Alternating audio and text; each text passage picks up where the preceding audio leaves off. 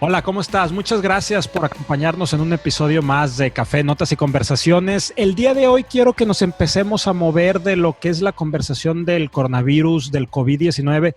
Seguimos aquí definitivamente y es un tema que nos sigue preocupando, que nos seguimos ocupando, pero vamos a darnos un respiro, vamos a movernos, vamos a pensar en otras cosas, a platicar de otras cosas y es por eso que el día de hoy te traigo un súper invitado. Nos está acompañando Jacobo Castillo.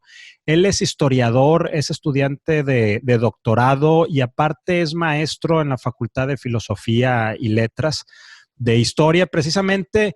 Y lo quise invitar el día de hoy para que nos platique acerca de la historia del estado de Nuevo León, de la historia empresarial, cómo se da este boom empresarial a finales de 1800, principios de 1900. Y un tema que quiero que empecemos a conectar, que creo que va a ser bien interesante, es cómo era el liderazgo en aquellos entonces de los fundadores de las primeras empresas formales. Entonces, Jacobo, muchas gracias por estar aquí el día de hoy, muchas gracias por acompañarnos. Gracias, Rogelio, gracias por la invitación y pues un gusto para el público que te escucha. Un gusto estar aquí con ustedes, un placer. Y pues a ver qué tanto puedo aportar a la conversación y al conocimiento que por ahí podamos discutir. No, hombre, muchas gracias. La verdad es que te he escuchado ya en varias ocasiones dar conferencias y pláticas acerca del tema de historia y tienes una manera buenísima de irlo contando porque lo vas haciendo como si estuvieras contando precisamente una historieta, ¿no?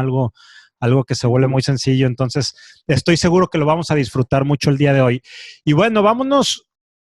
Yo sé, y lo compartimos, que tu tesis doctoral es acerca precisamente de una de las primeras industrias que se da en Monterrey, que es la Fama en Santa Catarina.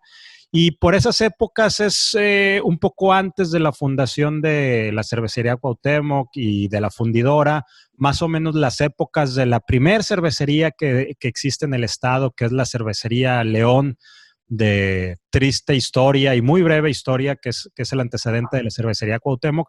Entonces, pues, Jacobo, platícanos, ¿cómo es que inicia el proceso industrial en Nuevo León y por qué? Muy bien, yo creo que antes de empezar con eso hay que entrar un poquito en el panorama económico de Monterrey en general, sí, o sea, antes del siglo XIX. Digo, no es que me quiera ir a los orígenes del mundo y hablar de los cavernícolas, no, quiero sobre todo hablar un poquito antes de esto, que es un poquito, sobre todo el final de la etapa colonial, ¿sí? Cuando Monterrey se funda con una idea muy diferente a cómo se fundan otras ciudades, por eso quería empezar por ahí. Muchas ciudades de la Nueva España se fundan con la ventaja de que o eran centros comerciales bastante óptimos, llámese por ejemplo Acapulco, Veracruz, o eran centros mineros. Entonces, por ejemplo, si uno viaja o ustedes han tenido oportunidad de viajar al resto del país, se dará cuenta que las ciudades coloniales son bastante vistosas, ¿no? Ves Guanajuato, ves Zacatecas y wow, impresionantes edificios, iglesias, bien bonitas, enormes. Construcciones muy impresionantes, muy parecidas a ciudades pequeñas españolas, europeas. Exacto. Y luego uno regresa a Monterrey y dices tú, oye, ¿y eso dónde quedó? Ese es el inicio, ¿no? ¿Y aquí qué pasó? ¿Por qué tenemos una catedral que ni siquiera está terminada? Un barrio antiguo que no sabemos dónde está. O sea, si te fijan, si ustedes ponen atención, la etapa colonial es bastante austera en la ciudad. Y eso es precisamente porque como aquí la ciudad no se fundó con esa misma dinámica económica que otras ciudades, entonces estamos hablando que esta es una ciudad que batalló para poderse consolidar en el tiempo. Incluso batalló para poderse mantener. Muchas de las crónicas coloniales dicen que aquí siempre estuvimos con problemas de poca gente, con problemas de agua, con problemas de muchos indios que siempre estaban atacando la ciudad. Entonces era complicado. Entonces, al principio se esclavizaba a los indígenas, se les ponía a trabajar, pero también la dinámica de esclavización era muy distinta como lo era, por ejemplo, en otras partes del país, donde los indígenas atravesaron por un proceso de mestizaje y pudieron adentrarse a la ciudad. Entonces también aquí por esa razón la cultura indígena, como la vemos también en otras partes del país, no está tan arraigada, porque también los indígenas, por ser nómadas, por estar de un lado a otro, no se les pudo congregar. Y por otra parte, tenemos entonces que estas condiciones económicas llevaron por consecuencia a que como no era el comercio y no era la minería, que eran los puntos importantes de la economía colonial, se tuvo que optar por otra economía que fue la economía ganadera. Sí. Que ahí es donde ya estamos entrando como en sintonía. Eso sí distingue propiamente al noreste. Sí, porque al principio fue la ganadería menor, o sea, no la mayor, la ganadería menor, la de pequeños animalitos, que sobre todo daban carne suficiente para el trabajo en las minas o lana para precisamente hacer textiles, lo que mantuvo la ciudad por mucho tiempo. Esto lo menciono porque esa fue la principal actividad antes de cualquier otra actividad económica que vendrá después. ¿Qué estás hablando más o menos de qué año? Finales del siglo XVIII, Sí. sí, y principios del siglo XIX, sí, que es donde quiero adentrar el contexto de cómo luego se da el cambio a una economía industrial. Porque es importante entender el contexto porque la industria aquí no va a llover, o sea, no es que un día alguien dijo, vamos a poner una fábrica y todos somos felices y vamos a ser una ciudad industrial, no. Sí, fue un proceso largo y complejo en el que precisamente vamos a ver que muchas cosas van a tener que conjugarse. Creo que es eso. De hecho, cuando uno ve la historia industrial de la ciudad, no quiero pecar así digamos, de imaginativo, pero en muchos casos también a veces hasta la suerte jugó un efecto importante. Porque había cosas que digo, híjole, estas no funcionaron antes, van a funcionar ahora. A eso me refiero con la suerte. Va a haber elementos que la ciudad tenía que antes no se aprovecharon, que van a ser importantes para la industria, que después precisamente van a ser importantes para otro tipo de industria. Y en ese sentido, esos efectos, esos elementos son los que van a conjugar. Entonces, así como voy y así como estoy dando a entender, entonces éramos prácticamente un rancho abandonado en el norte que dependía prácticamente de la ganadería. Aquí la pregunta es esa. ¿Cómo diablos se saltó de una economía prácticamente ganadera a una economía comercial, industrial y que después precisamente es la que va a distinguir propiamente a Monterrey? Pues bueno, para empezar, la industrialización no es una invención del norte ni de Monterrey, es un proceso económico que a finales del siglo XVIII en Inglaterra empezó a impactar en todo el mundo. ¿Sí? La industria, para no hacerla tan largo, se va a convertir en un ideal económico para todos los países del mundo libre. Empezó en Inglaterra, pero después lo va a tomar Europa, Estados Unidos, Japón. ¿Sí?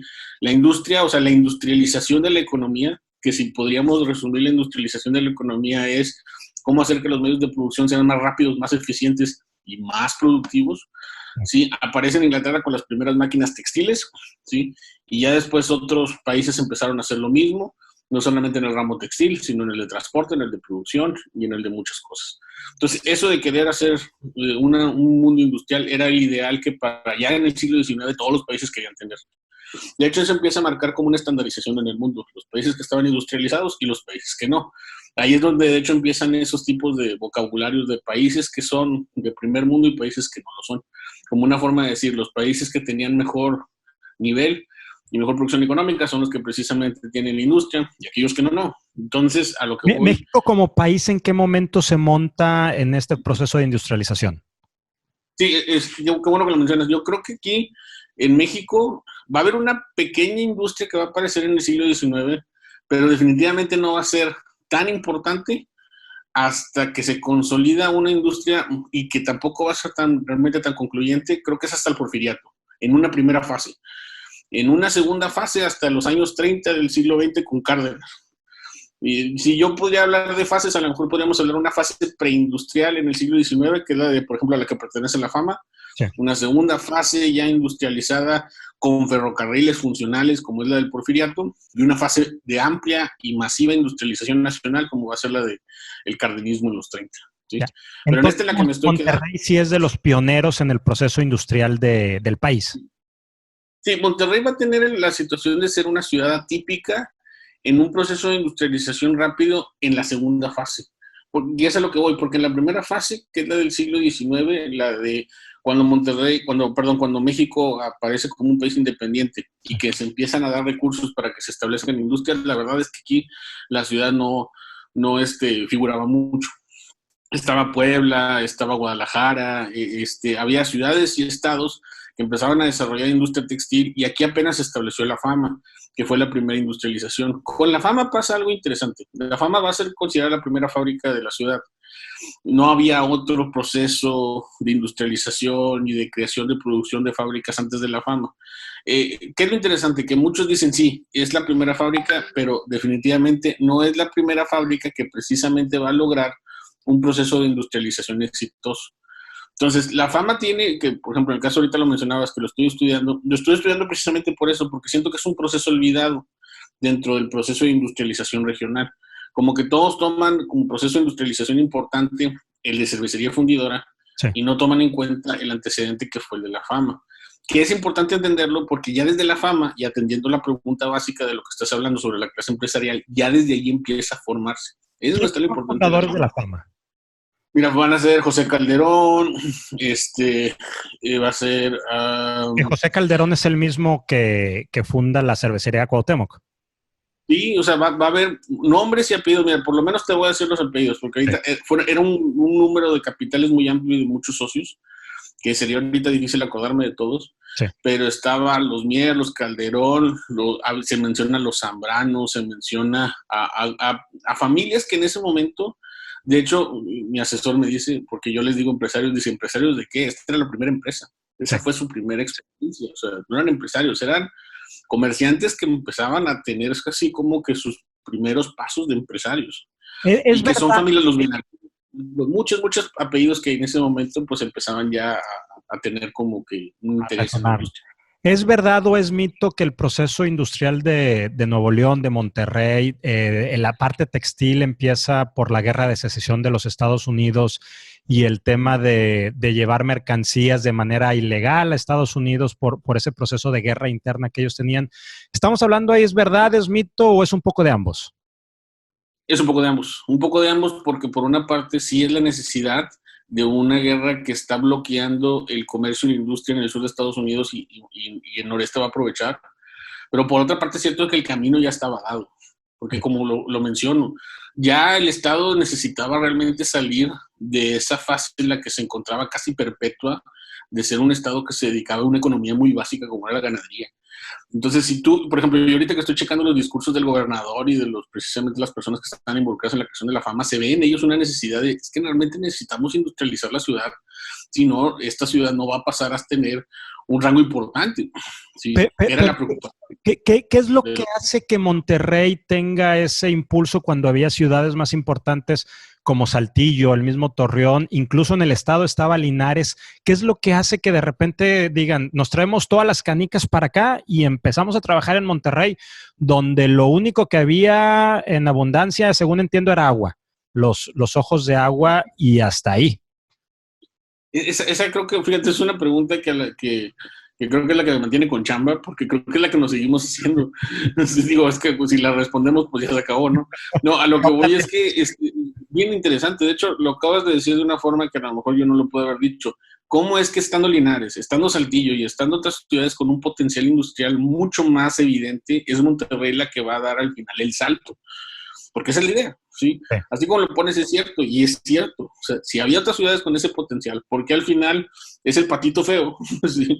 El que podríamos decir va a dar el salto. Creo que mucho tiene que ver las condiciones que ahorita estoy hablando. Saltillo estaba más lejos, por ejemplo, del mar. Monterrey, por consecuencia, está más cercano en este caso a un puerto muy importante que va a ser Matamoros. Linares, por su parte, a pesar de que también era una ciudad que estaba creciendo, estaba muy, en este caso que es en una situación en el estado de que vaya no le favorecía geográficamente. Entonces creo que es la geografía por una parte, es el agua como lo mencionas, y es el hecho de que también por ser una capital las cuestiones políticas se podían manejar sin tanto problema, porque la cuestión política también importaba. Si no tienes una política que te favorece, si no hay gobernadores que permitan a la clase económica, empresarial, industrial que se desarrolle, entonces eso también era un problema. Sí, yo creo que es por una parte eso, te digo, en el caso de Saltillo creo que era el principal rival. Saltillo, de hecho, tuvo la famosa feria, que era como el principal centro atractivo comercial del norte, y muchos decían, bueno, debió haber sido Saltillo, pero la verdad, insisto, creo que la cercanía en este caso, por ejemplo, con Monterrey, con Matamoros, y Matamoros precisamente como un punto donde se podían llevar mercancías a Estados Unidos y Europa, lo hizo más óptimo. Y eso junto con otros elementos también como materia prima, una ciudad que también tenía la oportunidad de poder crecer y formarse sin necesidad también de rivalizar con otras, porque con qué rivalizaba, entonces se podía experimentar y hacer crecer la ciudad al interior. ¿De dónde llega? ¿De dónde llega, Jacobo, los capitales de estas familias o estos apellidos que ahorita mencionabas? ¿De dónde hacen porque también hay muchas historias, hay muchos mitos de dónde nacen esos capitales? Se ha dicho también que que había mucho judío aquí en el estado. Inclusive por ahí se ha mencionado que el acomodo de algunos municipios es como la estrella judía, la estrella de David. ¿Qué tanto hay de cierto en esas historias que de repente escuchamos? Mira, hay dos orígenes de los capitales, y esto lo mencionan ya otros historiadores con mucha más experiencia que yo, como el doctor Mario Ceruti, el doctor Javier Rojas Sandoval. Ellos mencionan, primero hay que entender que aquí había una gran cantidad de capitales que con esa producción ganadera que yo te mencionaba se formó. Sí. Entonces ellos llaman, de hecho, en especial el doctor Ceruti le dice como etapa de acumulación de capitales. O sea, hubo un grupo de personas que con la ganadería se volvió muy rica, ¿sí? Y eso generó mucho dinero. Esa por una parte. Y la otra es el dinero que venía del extranjero, que en el tiempo del porfiriato se vio beneficiado por las exenciones que en el porfiriato se generaron para que los extranjeros pudieran poner un negocio. Digo, estamos hablando que es una etapa también donde el mundo se estaba moviendo muy rápido. Europeos y norteamericanos querían llegar y querían poner sus industrias. Lo que les podía frenar eran los aranceles y los impuestos que les pudieran cobrar los políticos. Pero aquí cuando Porfirio Díaz y Bernardo Reyes dijeron, vengan, no les cobramos impuestos, nada más pónganos fábricas, porque es lo que nos interesa, no, pues se dejaron venir italianos, austriacos, norteamericanos. ¿Y hay capital judío en el proceso de industrialización del Estado? Eso lo quería dejar para el final del comentario, porque ahí sí yo tengo muchas dudas. Mira, esto de los judíos y su relación con Monterrey y su fundación es bastante siniestro. Siniestro no en el sentido así de conspiranoico, como quieras verlo, sí, o de que estoy hablando de una conspiración así judía internacional. No, estoy hablando de que creo que hay equivocaciones. Como historiador te voy a dar mi punto de vista en relación a la presencia de los judíos a nivel local. Como muchos piensan que la fundación, sobre todo la que le perteneció, o la etapa de una de las famosas 3 fundaciones, que fue la de Luis Carvajal, era judío y fue juzgado por el Santo Oficio. Entonces muchos piensan, que hubo judíos desde el inicio y se escondieron, y ellos, pues, como tenían dinero. No sé si me explico. Sí. Si hubo capital judío, es difícil saberlo, pero como hay tantas especulaciones en relación a los judíos, el dinero y los manejos, entonces se han creado más mitos que realidades en relación a eso.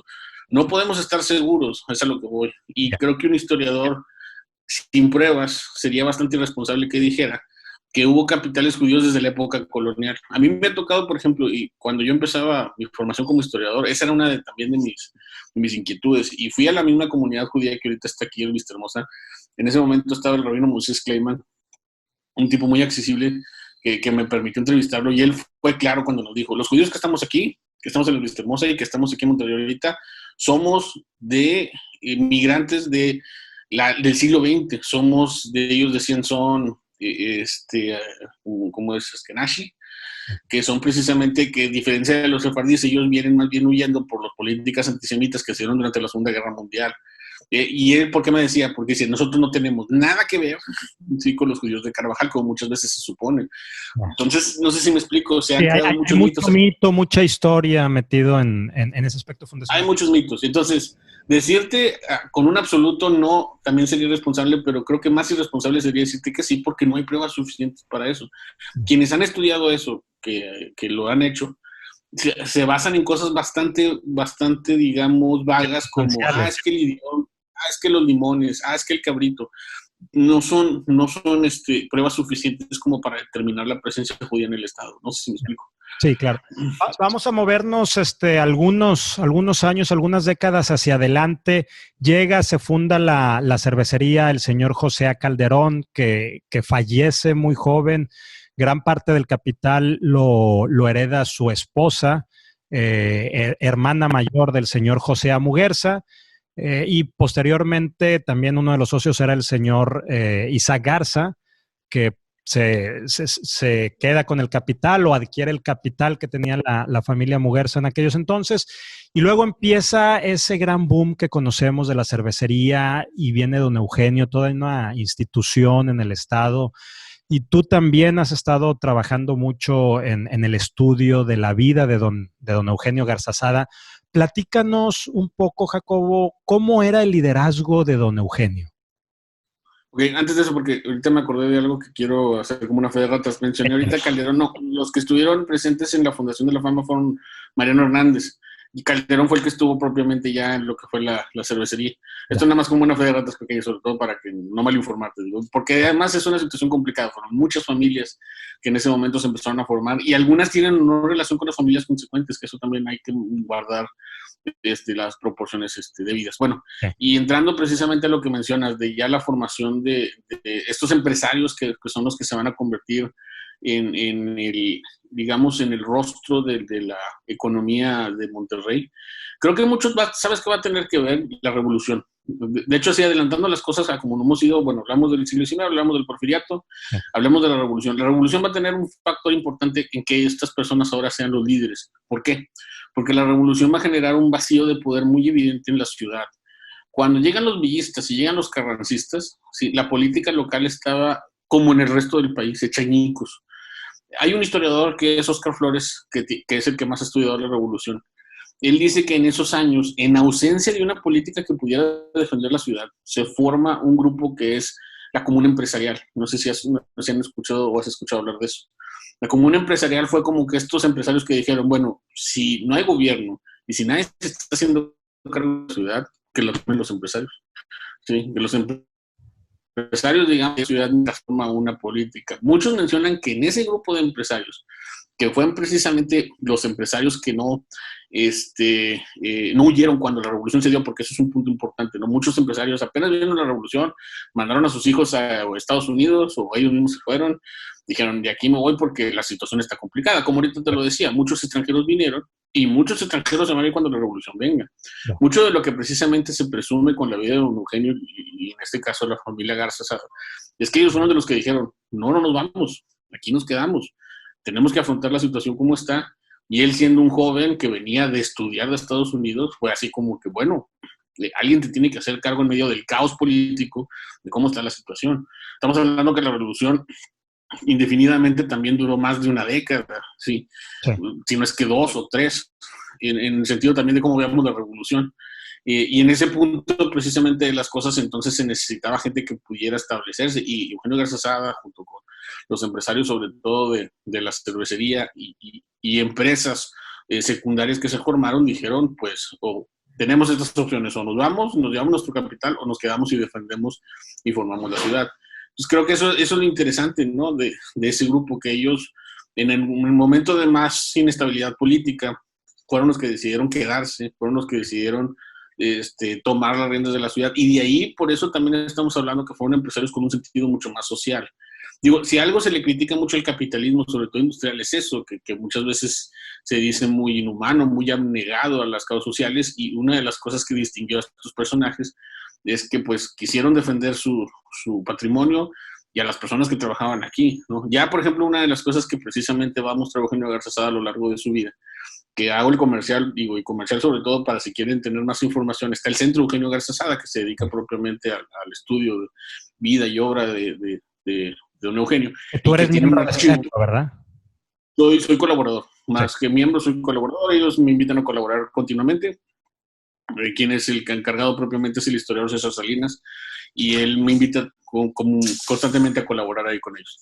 Y digo esto para que si tienen realmente intenciones de conocer más a fondo el centro, ellos tienen ahí desde elementos biográficos hasta archivo del mismo Eugenio, fotográfico, y de todo tipo, ¿no? Sí. Y entonces una de las cosas que precisamente he aprendido estando ahí con ellos es eso, ¿no? Que de hecho hasta ya poco se publicó una biografía por parte de la doctora Gabriela Recio, que ellos mismos publicaron en relación a la vida de Eugenio Garza Sada. Y unas cosas de las que he aprendido en relación a la vida de Eugenio Garza Sada como empresario es esa visión social que tenía, ¿no? Es realmente distinto los empresarios de ese momento, pienso yo, porque eran todavía personas que estaban ligados a una familia que se habían formado en la economía local. Sí. Y que entonces sentían que tenían no nada más una obligación económica, sino también social e incluso moral, ¿no? Entonces creo que eso es lo que hace distinto a los empresarios de Monterrey en ese momento, y por eso también sus modelos, en este caso de asistencia social o de prestaciones, también van a ser tan copiados, alabados, e incluso muchos dicen que pioneros, Porque antes de que, por ejemplo, se creara un sistema de salud, aquí iban a tener prestaciones de salud. Antes de que hubiera un Infonavit, aquí iban a tener vivienda. Antes de que hubiera todo ese tipo de prestaciones, empresas como la cervecería, empresas como Fundidora, daban precisamente eso.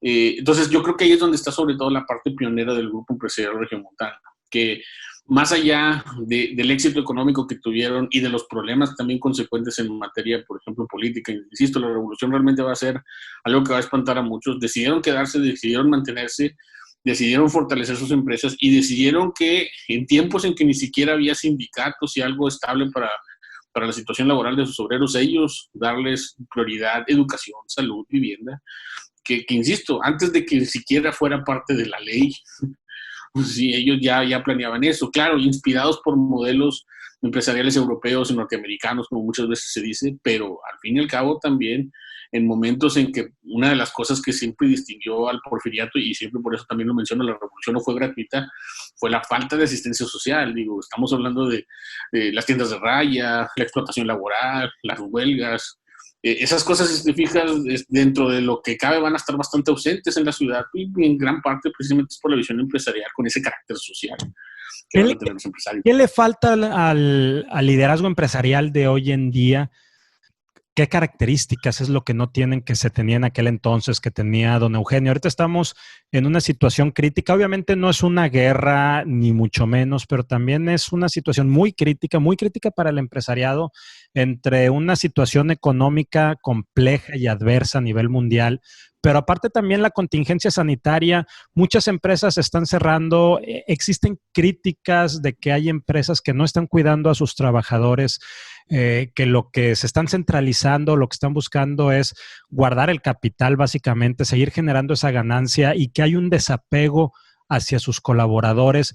También hay temas de verdad y cuestiones de mito en estas aseveraciones que se hacen actualmente, pero ¿qué ves tú que existía en aquella clase empresarial? Ya nos has dicho algunos elementos como esa valentía por quedarse en el momento que había una guerra, y ese estar al tanto, el estar cuidando a sus colaboradores, que fue la Clínica Cuauhtémoc, el parque, lo que era Pavitac, el antecedente del Infonavit, vaya, todos esos servicios que dio las industrias en aquel entonces. ¿Qué es lo que deberían de tener o deberíamos de traer a tiempo presente de aquel tipo de liderazgo?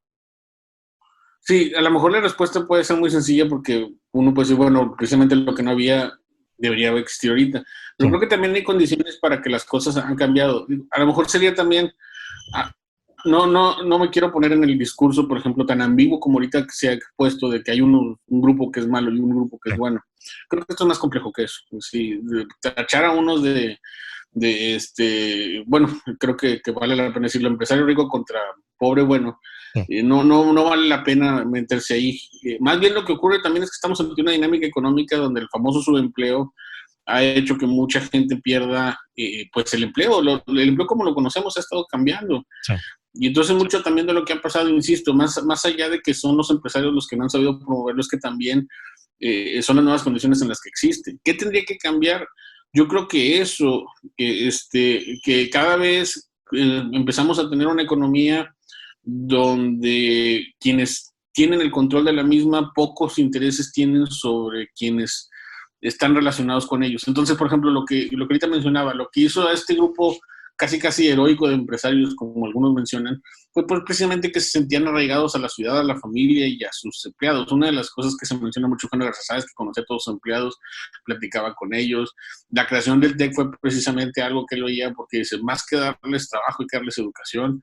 Y entonces ves a los actuales empresarios que pues, su relación es muy nula con ellos, tanto porque a lo mejor son empresas que están al otro lado del mundo y poco les importa lo que está ocurriendo aquí. Definitivamente sí falta un sentido más social, un arraigo más importante a la ciudad y a que este importe. De hecho, creo que muchas de las consecuencias actuales de la economía y local, incluso de aspectos, por ejemplo, como la ciudad también a veces ha perdido el brillo que tenía en otros tiempos, sí, tiene que ver con que pues poco importa a quienes tienen control de los modos de producción, si lo queremos ver de esta manera, por tratar precisamente de que las cosas tengan una mejor estabilidad. Aquí la crítica que estoy haciendo más que local creo que es internacional. El problema ahorita de la economía es ese. Entonces creo que el cambio debería ser mucho más generalizado que local. O sea, deberíamos regresar a puntos donde la convivencia entre quienes dan empleo y entre quienes lo tienen sea mucho más cercana para precisamente tener una perspectiva mucho más sólida y no tratar a la gente o al mundo laboral como estadísticas, ¿sí? Sí. Que eso es lo que está pasando ahorita. Digo, por ejemplo, con lo que está pasando con la pandemia es eso. Pues es que son estadísticas, ¿no? No estamos ganando, entonces tiene que despedir. Y eso por consecuencia matemática pues tiene sentido, pero ya en el sentido social pues no, ¿sí? Muchos empleos se están perdiendo y muchos lo dicen es que es lógico, si no hay gente en las calles, no hay consumo, no hay trabajo, entonces no va a haber empleo. Pero muchos abogan pero eso no debe ser una razón para abandonar a la clase obrera y el punto de vista laboral. Por ejemplo, el caso que estoy trabajando en De la Fama, se menciona mucho la última etapa que estoy investigando, y que todavía fue hasta principios del 2000. Yo hablo con los obreros de La Fama y ellos tenían mucha cercanía con el dueño y lo veían y hablaban con él y lo defienden, ¿no? Sí. Creo que ahorita ya es bien difícil ver eso. Conocer al dueño, ¿verdad? Siquiera de la empresa. Exacto, sí, creo que conocerlo si quiere, exacto, conocerlo, verlo, saber su nombre, ¿no? Acá no, sí, convivimos con él, nos llevaba una quinta, conocemos a su familia. Bueno, ese sentido que ellos me cuentan, estos obreros ya jubilados, ya no lo veo en las actuales clases trabajadoras. Sí se ha dado como que un espacio, se ha abierto un espacio de marginalidad entre un grupo y otro, y bueno, eso creo que ha traído estas consecuencias que estamos hablando. Jacobo, pues muchas gracias por estar aquí el día de hoy con nosotros en esta conversación. Antes de despedirnos, algo que quieras dejarnos sobre este proceso de industrialización o de liderazgo que tenían los primeros empresarios del Estado, o algún otro tema que quieras compartirnos de este tema del COVID, de la pandemia, del coronavirus. Sí, de hecho, cuando me preguntabas cómo podríamos hablar de qué papel han tenido los empresarios en las crisis, pues por eso pensaba yo en una revolución, pero incluso a lo largo de la historia de la ciudad, por ejemplo, ha habido otras pandemias y ha habido otras enfermedades donde se ha tenido que tomar acciones de este tipo. Lo que está pasando ahorita a lo mejor sí es para nuestra generación es extraño, es diferente, pero alguna vez estuvo la influencia española. Y aquí se menciona que también se tomaron medidas al respecto. Y en ese momento, por la situación como estaba, hubo millones de muertos. Aquí en Ahorita, bueno, en el mundo. En el estado se mencionaron algunos miles, que tampoco es un número despreciable en una ciudad que tampoco era muy grande. Lo cual nos habla precisamente de que, bueno, las cosas han evolucionado, pero este tipo de cosas son constantes. Y sí, definitivamente mucho tiene que ver la participación política y económica, digo de ambos, porque para que estas cosas se den al caso. Lo que está ocurriendo ahorita precisamente yo lo veo, por ejemplo, con el gobernador y las decisiones que toma. Me recuerda precisamente a lecturas que he hecho de la historia local, donde, bueno, no es la primera vez que precisamente para precisamente hacerle frente a problemas, como en este caso es uno tal vez de carácter de salud, pero en otros tiempos fueron de violencia, se ha tenido que actuar. Creo que esa ha sido una de las razones por las que también, volviendo precisamente al punto, ¿qué hace diferente a Monterrey? Se ha logrado que precisamente se establezca una consolidación entre las clases políticas, empresarial y laboral, que al momento precisamente de enfrentar una crisis sí se ve mucho una unión. Entonces eso creo que sí también ha sido un baluarte. Yo creo que como resumen de mucho de lo que te he estado diciendo, lo que voy es que definitivamente mucho de lo que ha distinguido los famosos liderazgos de las clases empresariales aquí a nivel local es su pertenencia y su relación con los problemas de la gente, con los problemas de la ciudad, sí, entendiéndose que pueden ser a lo mejor algo diferente, pero que van para el mismo punto, y que pues creo que ahorita sí definitivamente, por la naturaleza de una economía donde cada vez tenemos empresas locales exentas y alejadas de esa cercanía, entonces por eso es que vemos estas situaciones tan inconvenientes. ¿Sí? Pues muchas gracias, Jacobo, por estar aquí el día de hoy con nosotros, hoy martes de Café, Notas y Conversaciones. Muchas gracias a ustedes por acompañarnos. Súper interesante la conversación. Estoy seguro que vamos a querer un poco más seguir ahondando de la historia. Entonces te busco posteriormente, Jacobo, y seguimos abordando otras etapas del proceso de industrialización, sobre todo de la segunda etapa, como tú le llamas, de la cervecería y la fundidora, que es un tema pues súper interesante para el país y específicamente para el estado de Nuevo León. Gracias por acompañarnos y nos vemos el siguiente martes.